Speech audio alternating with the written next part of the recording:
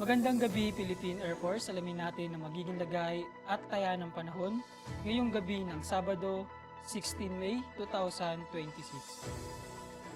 Para sa ating synoptic situation, ang minomonitor nating low pressure area na si formerly Caloy ay huling namataan kaninang hapon sa layong 1,000 kilometers east of Northern Luzon. Nananatili ang mababang tsansa na magde-develop ito bilang isang bagyo. Samantalang ang frontal system ang siyang magdadala ng kaulapan na may kasamang pag-ulan, pagkidlat o pagkulog sa Batanes at Babuyan Group of Island. At easterlies naman o yung mainit na hangin na nagmumula sa karagatang Pasipiko ang makakaapekto sa eastern section ng Mindanao.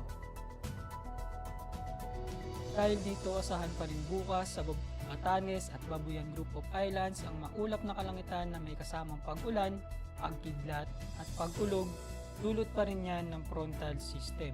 Sa natitirang bahagi naman ng Luzon, kasama na ang Metro Manila, buong Visayas, pati na rin sa buong Mindanao, asahan ng bahagyang maulap hanggang sa maulap na kalangitan na may mga tsansa yan ng pulupulong pag-ulan, pagkidlat o pagkulog na madalas sa hapon o gabi.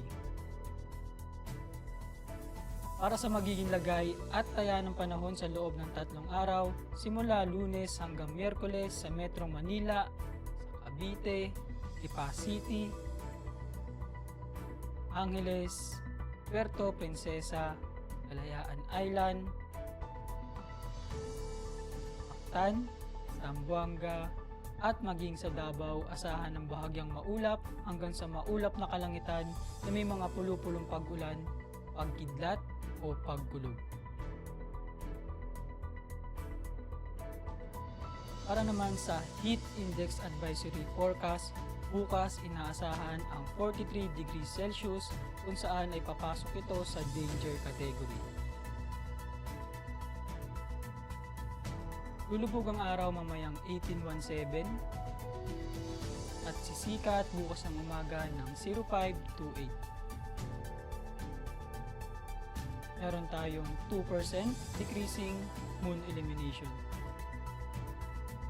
Para manatiling updated sa lagay at taya ng panahon, i-follow lamang ang Air Force Weather Center sa aming social media accounts. Yun lamang po ang lagay ng panahon ngayong gabi sa ngalan ng aming commanding officer na si Colonel Alvin Jan Cugador, PAP GSC. Ako si Sergeant Antonio Emerili Jr., Weather Broadcaster ng Air Force Weather Center. Muli, magandang gabi, Philippine Air Force.